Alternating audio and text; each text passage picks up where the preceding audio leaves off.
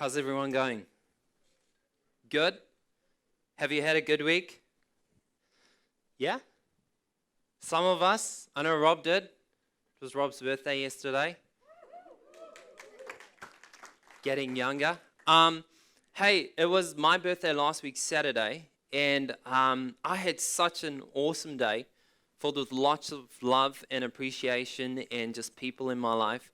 And I realized that we are basically 6 months into 2019. You aware of that? Yeah? So today, to start off, I want you to just think back on the 1st of January 2019 when you jotted down some of those New Year's resolutions, or you said, you know what, hey, this year things are going to be different. This year I'm going to do, what were some of those things? Can you reflect back and think a bit of those things? Yeah, maybe.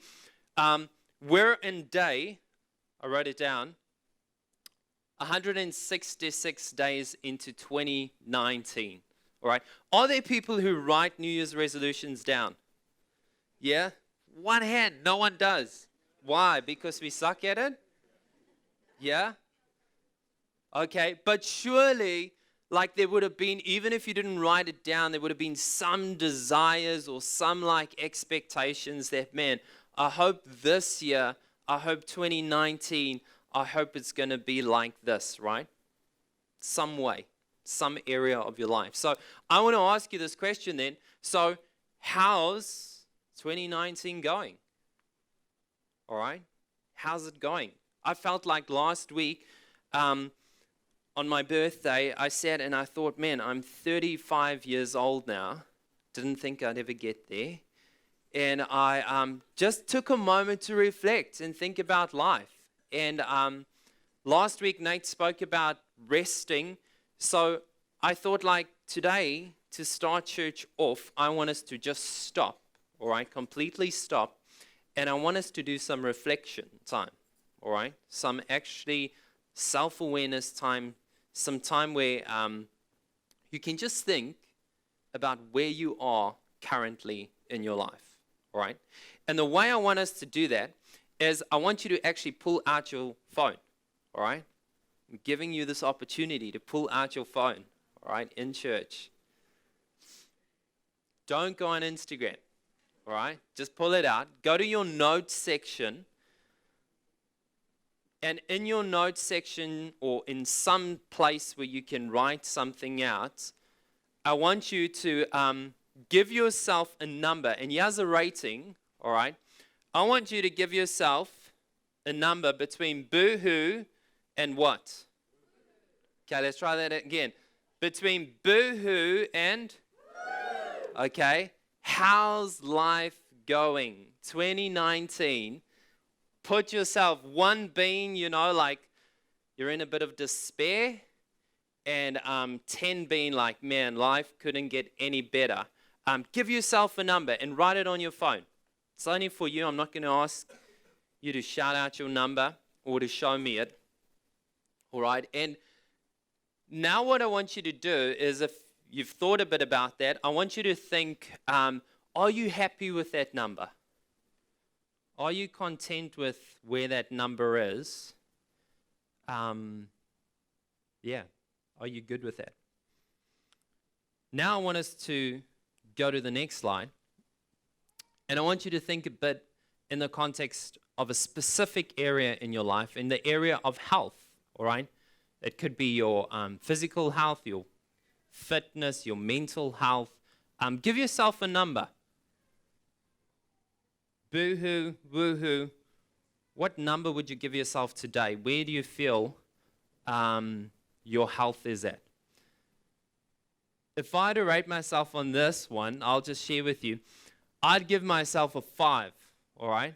And some of you will be really encouraged to hear this, but I've signed up for the gym, all right?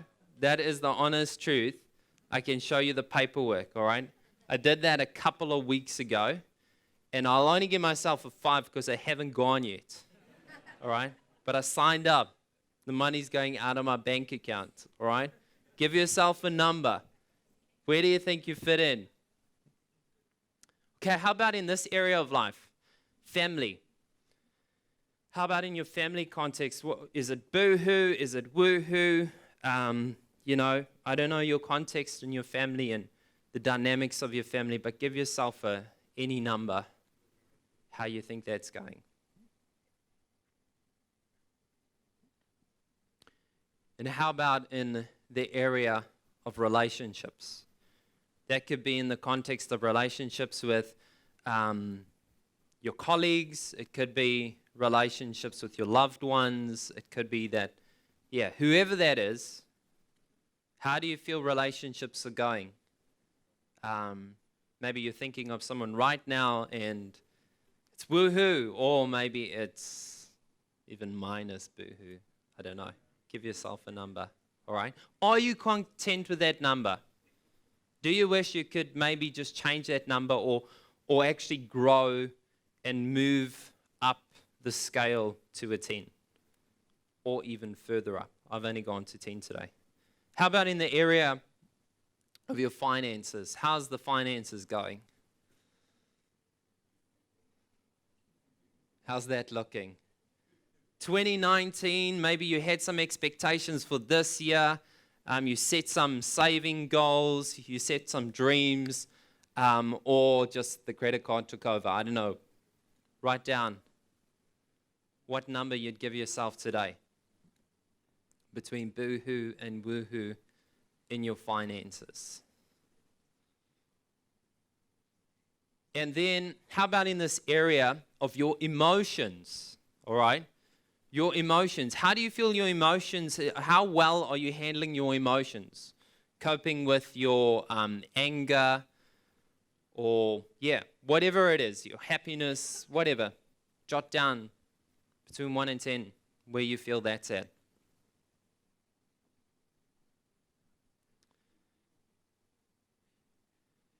And then I think the last one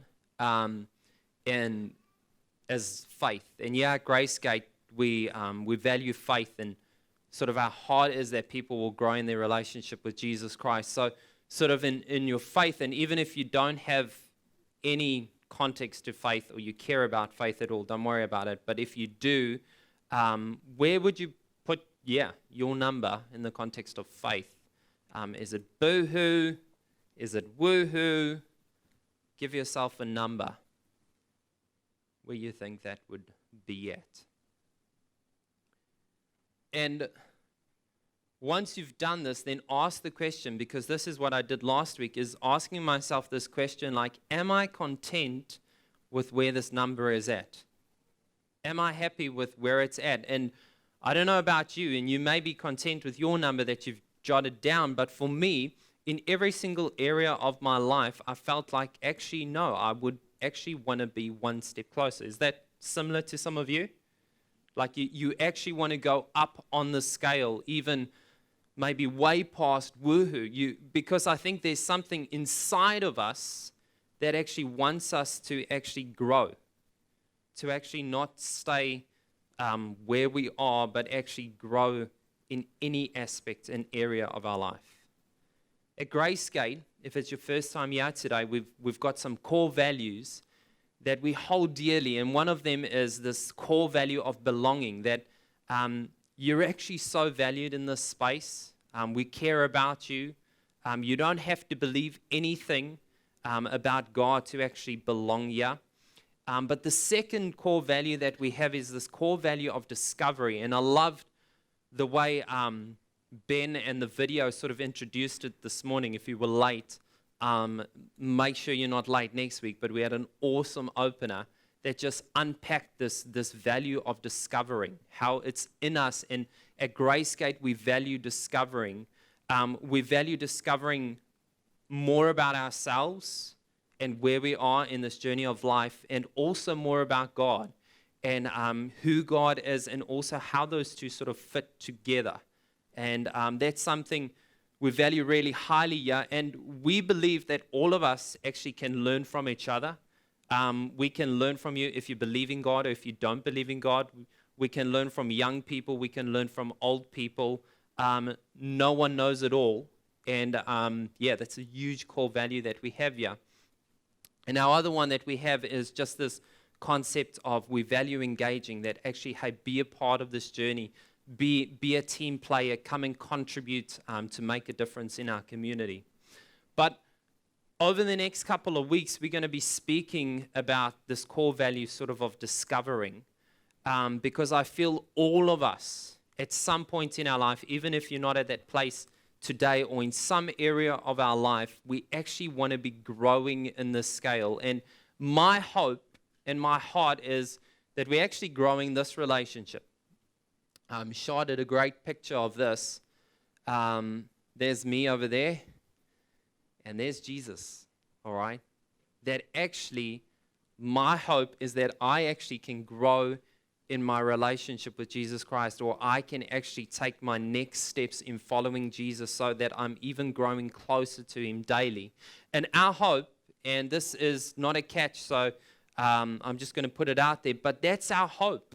If you're engaged in any environment here at Gracegate, our hope is that you're actually going to grow into a relationship with Jesus Christ, that you're actually going to learn to follow Him step by step. And the only reason we believe that and we want that is not that we want something from you, but it's because we want something for you, because we actually believe that if we follow Jesus, our life can be so much better. Our life can truly be so much better in all these areas that we've just spoken about. So here's our thoughts as we enter the series on the field guide to the Bible. All right. I don't know where you're at with the Bible. You may have thought of it as just a book. You may think of the Bible as just, a few fairy tale stories. And I'm okay with that. You may believe it's inspired. You may believe it's not inspired. You may believe that, it's not relevant for our journey in life. And my heart is, over the next couple of weeks, as we explore this topic of the field guide to the Bible, that it will maybe just awaken, even if you don't believe in it, that it will awaken something that maybe, just maybe, can help you to grow in some area of your life so that you can actually move from the boohoo to the woohoo. And personally, and I'm not getting paid to say this today, but personally, this book has radically changed my life. And it's been my compass in making choices in life still today over a long period of time. And I'm going to share a bit more about that later. But that's why I feel that this book can actually help us in our journey of faith. So we're going to chat about that. Are you ready for it? Yes. Yeah. Actually, to start off today, I got this cool combo pack. I got it at the Christian bookstore. It's the Manor bookstore. But it's the field guide to the Bible, because it's actually a book, all right?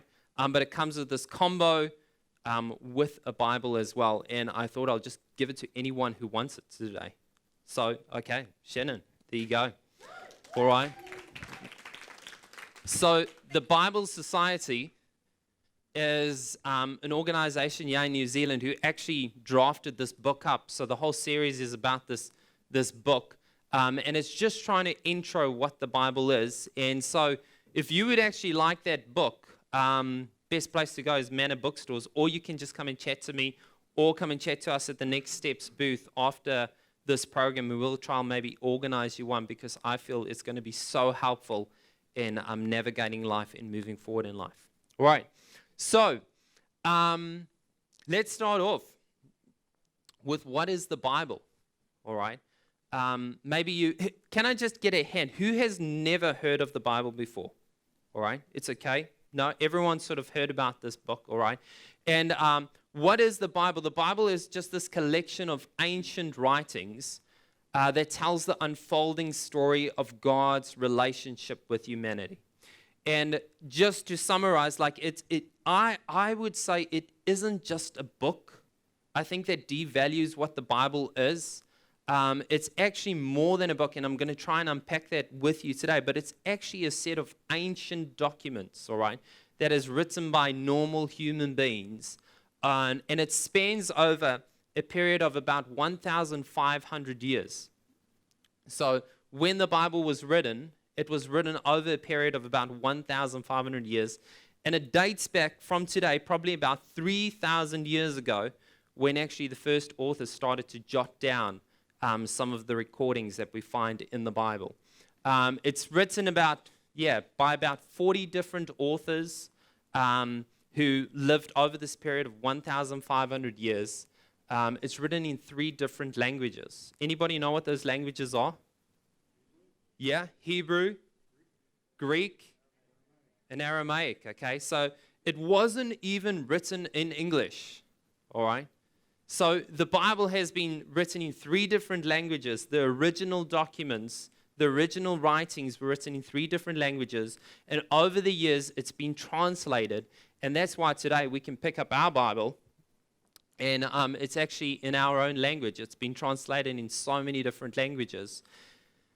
And we have the Bible today. So 3 different languages, but the amazing thing that blows my mind about the Bible is that it tells one narrative. It tells one story.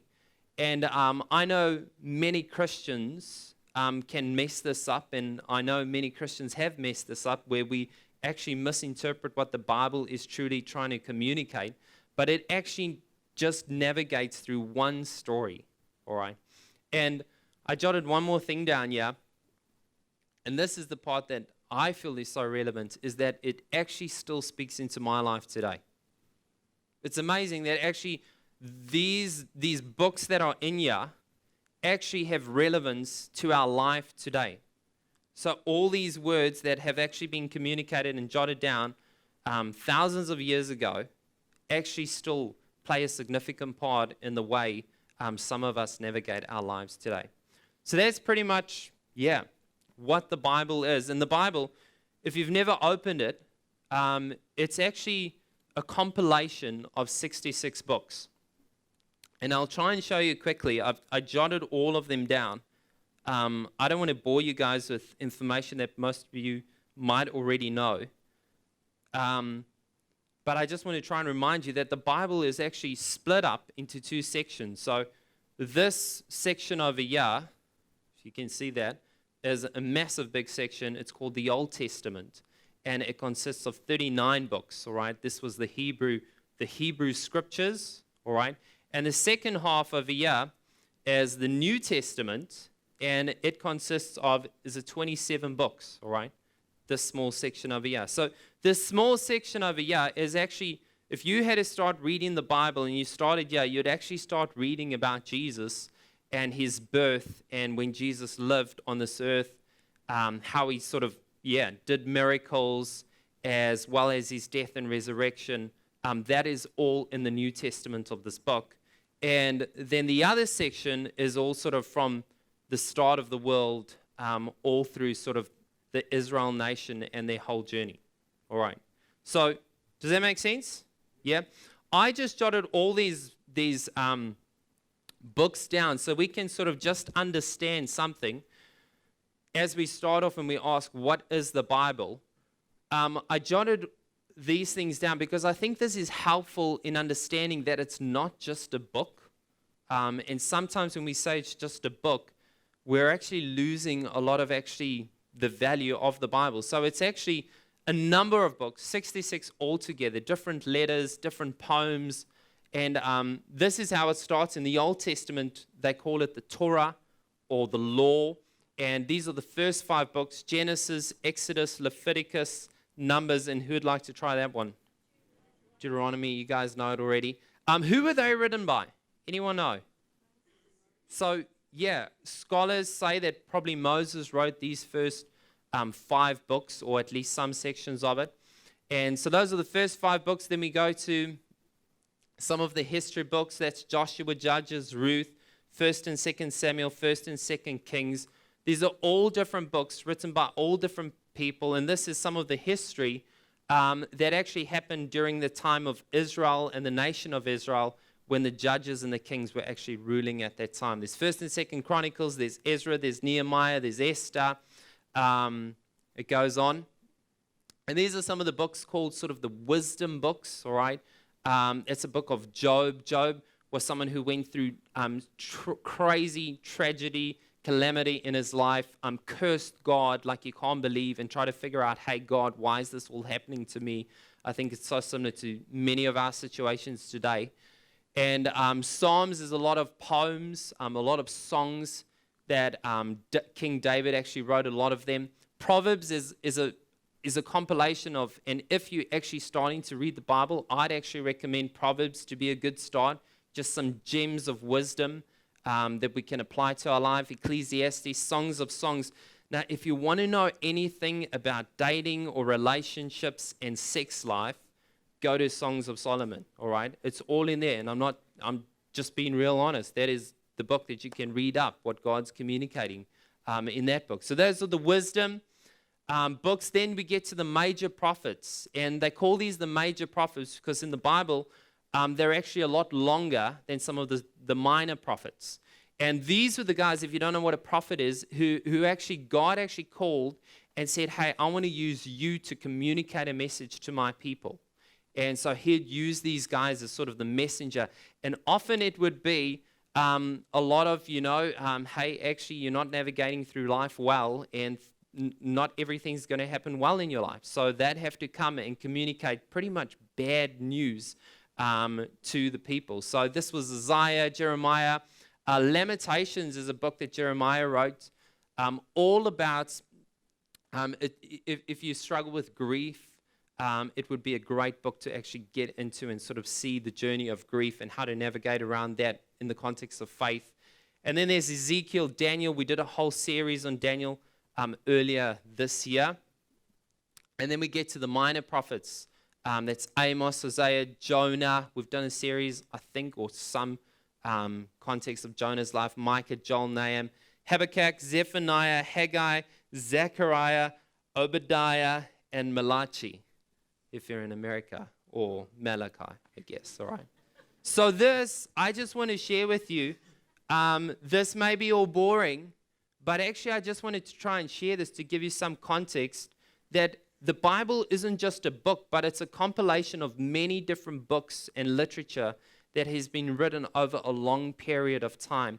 People just like you and me who've been navigating faith. Some people who hated God, some people who loved God, some people who went through so much tragedy in life, and sort of just trying to continuously navigate through life. Hey, where's God? What's he trying to do in our lives? So that's the whole Old Testament. That's that big, thick version of the Bible. But then the New Testament, and often we speak often at Gracegate about the New Testament. And these are the books of Matthew, Mark, Luke, John. And these guys were the eyewitnesses. These were the guys who were actually following Jesus when he lived on this earth. And no one debates that Jesus was actually a historical figure.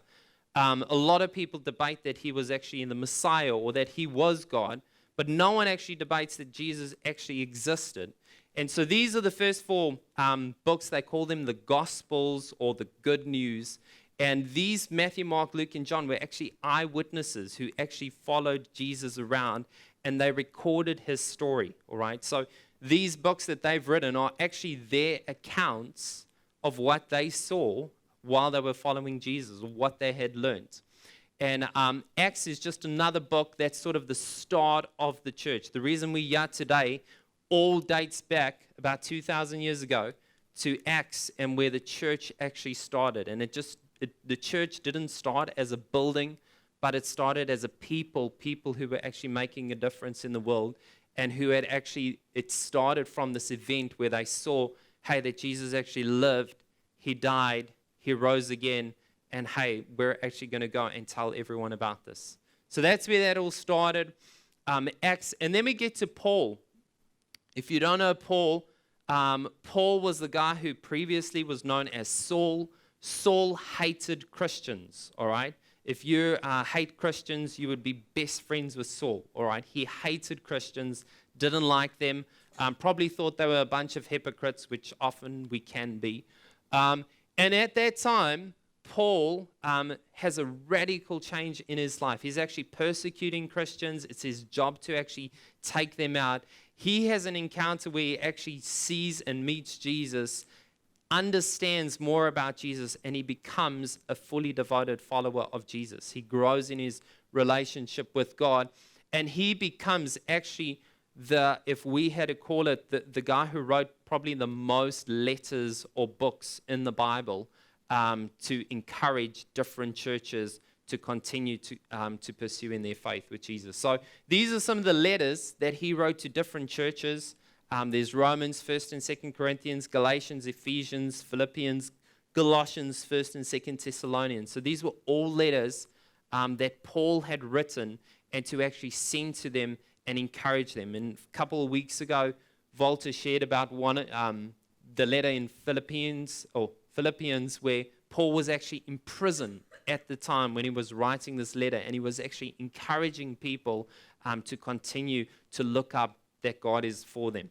So those are some of the letters to the churches, and then we go to Paul's letters to individuals, where Paul actually he wrote to Timothy, 1st and 2nd Timothy, Titus and Philemon. And I think if you're in the Fuel Youth Group, you guys have been journeying through Timothy, who was a young leader, and Paul was sort of encouraging him there. And then after that, there's a few other books. There's Hebrews. Scholars aren't exactly sure who the author of Hebrews was. Some speculate that it was Paul. There's James. James was actually the brother of Jesus. Then there's 1st and 2nd Peter, Jude, 1st, 2nd, and 3rd John. And then we get to the last book in the Bible, which is an apocalyptic book, which is the book of Revelation. And if you love Marvel movies or you like all symbolism, it's a book, filled with prophecy, lots of dragons, and that is the Bible, all right? So what is the Bible? If someone had to come and ask you what is the Bible, I'd like to show you, and just off the cuff of my head, just tell you that it is not just a book, all right? Now, one thing I want to try and encourage you today, and if I can get that right, then we're done and we can go and have lunch, all right? But I want to try and encourage you that if you're sitting in church today, all right, and you feel, man, I don't believe in that book, that's fine, and I'm with you, that's okay. You don't have to believe in this book, all right? But I want to try and get you to a point where even though you don't believe in this book, I want to try and encourage you to still read it, all right? And here's the reasons why I want to share that with you. Because even if you don't believe in this Bible, all right, even if you think that it's not inspired, and I believe it is inspired, but some people don't believe it's inspired, that's okay. But why not then, why don't you even embark on maybe just reading it? If you want to read it for the purpose, and not to even believe it, because maybe you could just read it, that you could actually have some more evidence to tell people this is exactly why I don't believe in this book, because look at the crazy stuff in here, right? And there is some crazy stuff in the Bible, all right? If you want to go through some of the books, read the book of Judges and see some of the crazy stuff that happened in history. But I want to encourage you that actually, I know for a fact you read stuff that you don't believe in, right? Is that true? All of us do. I mean, if you're scrolling through Facebook, there'll be an article that might come up, you click on it, you start reading it, and you're like, oh, this is a whole load of hogwash, all right? But you read it, right? So you don't have to believe in this book to read it. And my hope is that through this series, even if you have so many, reasons why you think the Bible, you don't believe it, and you will never, that's okay. But I want to try and get you to a place where, hey, actually, why not engage with it and just read it? Even if it is so that you have some more ammunition just to tell maybe people who are following Jesus that they're on the wrong track. Is that okay? Right? I'm just sharing that. But I want to tell you now personally, from my story, why I feel the Bible is actually so encouraging. And honestly, it's my job to do this, but also it's my life and who I am is because of what the Bible has actually shared with me, has taught me. It's been my compass in my life. And as a young teenager, I can remember I was 17 years old. I was doing all kinds of crazy things. And I grew up as a Christian. So I grew up as a Christian, and we had heaps of Bibles in our house. I had a Bible in our house, and I don't know if this is your case, but the Bible in our house just had a lot of dust on, all right? It wasn't something we often read. We went to church every single week, and when we went to church every single week, this book meant nothing to me, all right? It honestly didn't. And I enjoyed my life in high school. I didn't see the relevance of church. I didn't see the relevance of God in my life. But I always lived in this tension between faith and not believing in God. And I loved my friends. I loved doing stuff that wasn't probably the best for me.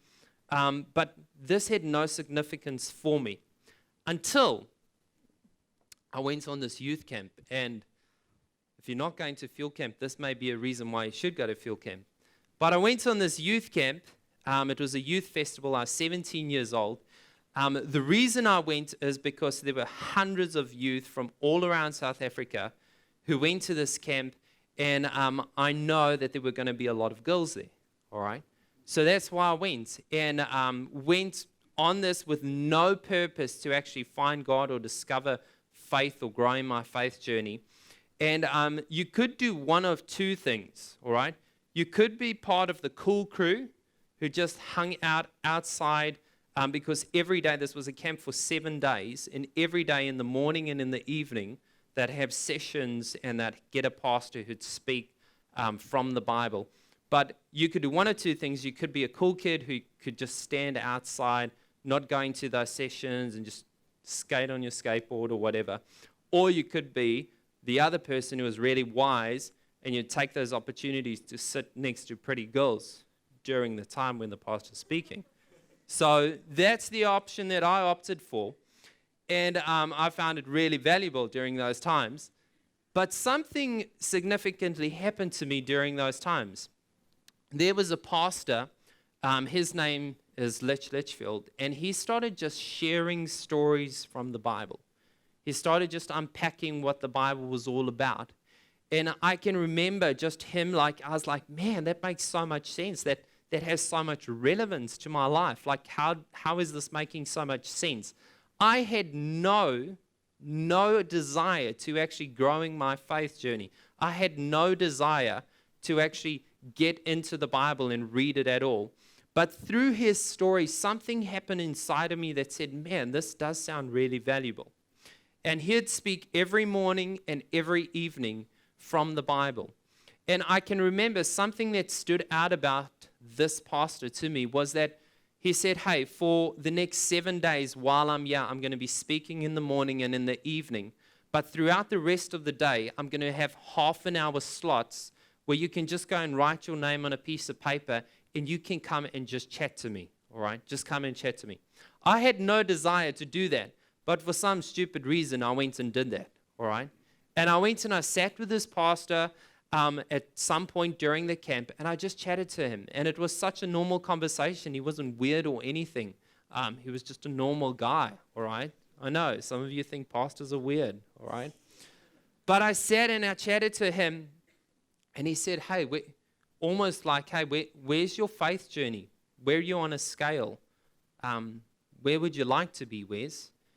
And I said, well, I don't know. I've never really thought about that in life. And he said to me, well, have you ever engaged in the Bible? Have you ever really read the Bible? And I said, man, I've grown up as a Christian. I know a lot of the Bible stories and stuff, but personally, I've never really, got into a lifestyle of reading the Bible. And he said to me, okay, well, what I want you to do is I want you to go and purchase a Message Bible. Not this one. I actually went and did it. But he said, I want you to go and purchase the Message translation. And the Message translation of the Bible is actually a guy by the name of Eugene Peterson who just translated the Bible phrase by phrase. It's not a word-for-word translation, but just to make it understandable for our context, because there's a lot in the Bible that sometimes we don't understand. And he said, Wes, what I want you to do is I just want you to take the Bible and just start in Mark, or start in Luke, or start in John, and just start reading about the life of Jesus.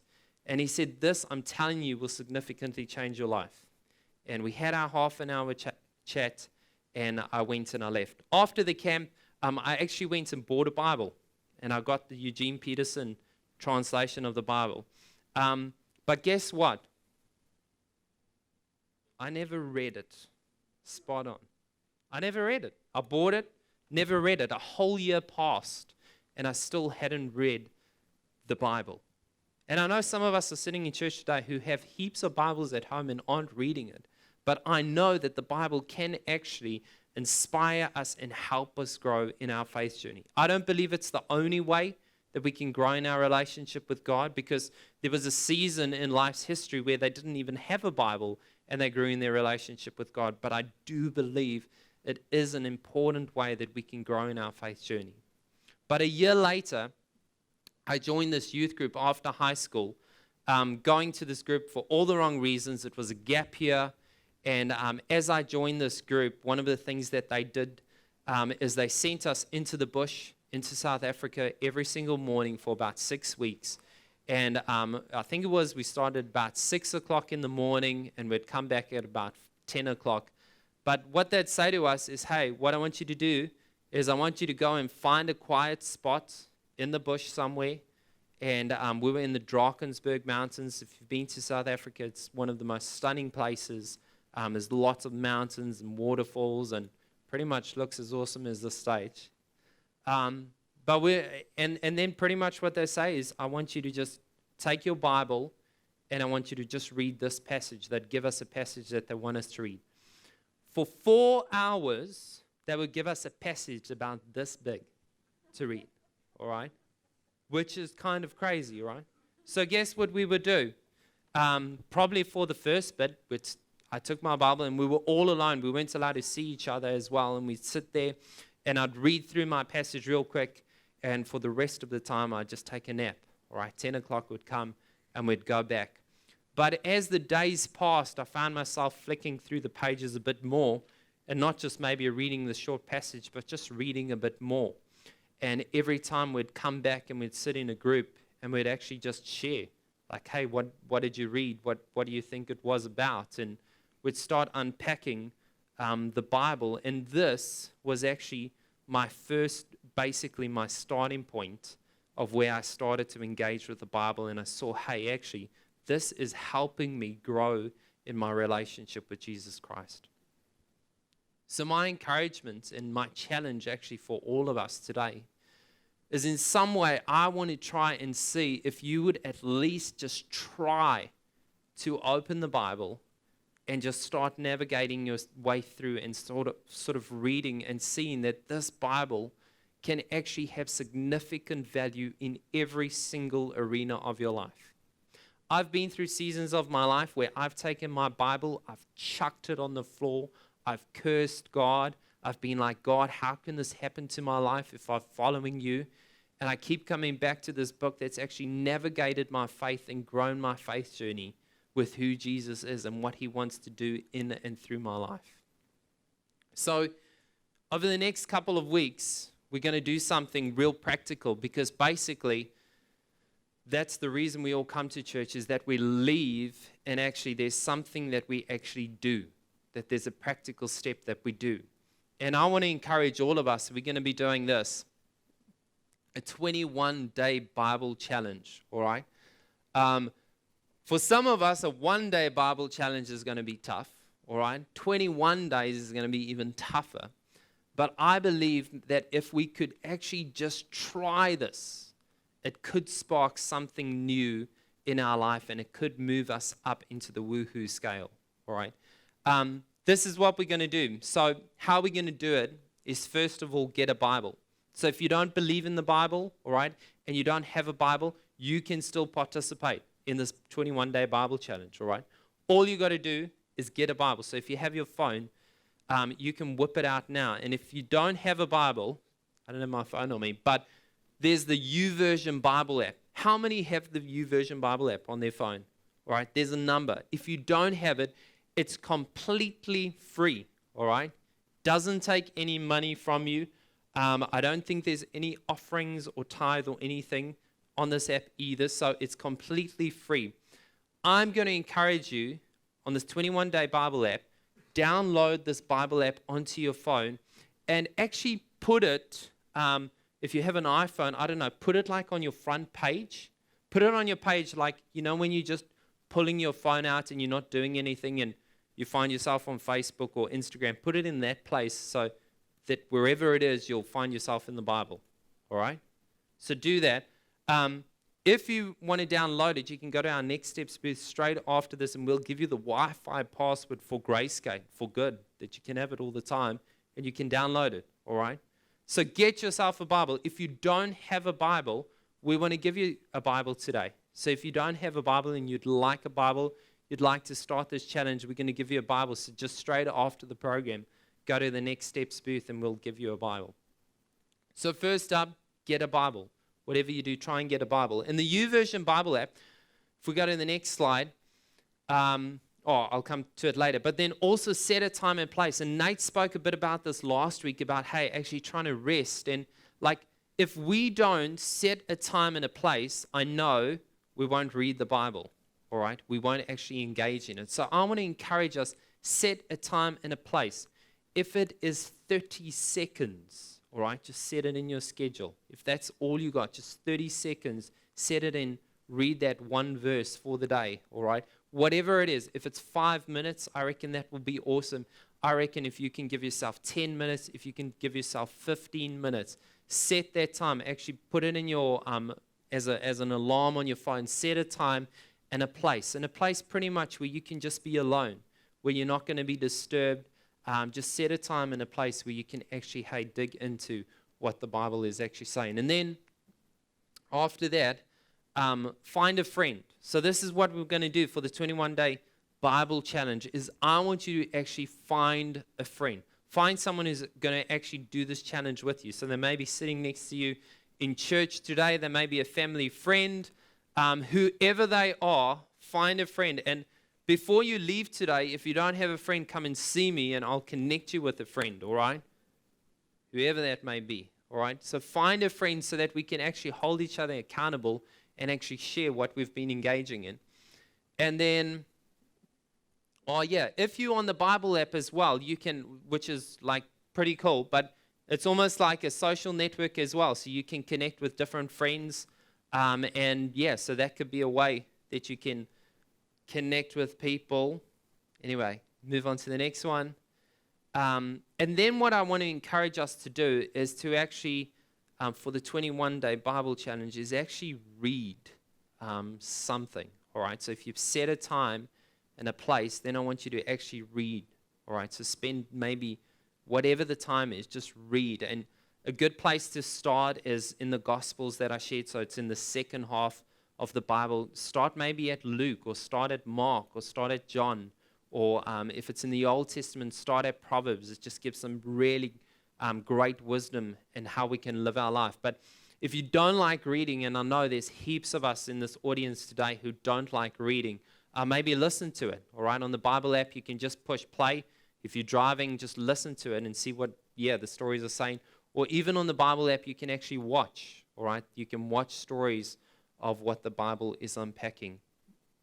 And then last up, so that's pretty much just how the Bible app looks. And also there's heaps of sort of devotional plans on the Bible app on all different topics. There's literally thousands upon thousands of topics that you can just gain some inspiration from. There's, on all different topics that can help us in life. And then the last thing that I want to encourage you to do is actually just share it with someone. So if you read something with someone, or you read something, then actually on that day, just share it with someone. Tell them what you read. Tell them it was totally confusing. I didn't understand anything. Or tell them, hey, this is what I read, and this added so much meaning to my life. Just share it with someone. So that is the 21-day Bible challenge that I hope we can do. We're going to kick it off tomorrow. We're going to be having it all on social media. So if you follow us on Grayscape, on Instagram or Facebook, it's going to be on there. Facebook, it's a new one. Could be an idea. Write it down. But I still know, because I just know who I am and I know how we are as humans. I know I've just joined the gym and I still haven't gone. So I know that, man, to actually make this work, like that could be hard. And some of you are going to leave this place today actually thinking, man, that was a whole lot of a waste of my time. All right. But why not? Just try and prove me wrong. Just do it just to upset me, or just do it just to whatever. Just please, even if you don't like reading, over these next 21 days, please, maybe just, can we do this? Get a Bible, set a time and a place, get a friend, find a friend who's going to say, hey, I'll journey, I'll do this with you, and then actually read or listen and actually watch and just see, hey, what the Bible can actually speak into our life, and then share it. Just share it with each other. That's what we do as a church in almost every single environment that we have here. We navigate all our environments from these scriptures, because that's what actually helps us in life, and that's what helps us to live a better life with fewer regrets. Those are my thoughts for us today as we started the field guide to the Bible. Please go and visit the next steps after the program. If you'd like to grab a Bible, or you'd like to download the app, or you just want to even know how to use it, we'll come and help you. Or if you have any other questions, come and see us after the program. But let's just say a prayer together. God, today, I know your word has so much life, so much strength. It honestly has transformed so many people's lives, from being in places of despair or boo-hoo, and it shifted them to places of woohoo. And God, today, you know each and every person's journey here in this building. You know their feelings or their thoughts about you. And God, I pray that you can just maybe, just change our perspective so we can see you in maybe greater detail as we navigate just through reading the Bible. Show us how much life we can gain, and how we can make better choices as we just journey through this 21-day challenge of getting engaged with the Bible. So we pray for that. I pray for everyone in this community. We thank you for just being present here today, Jesus. Amen.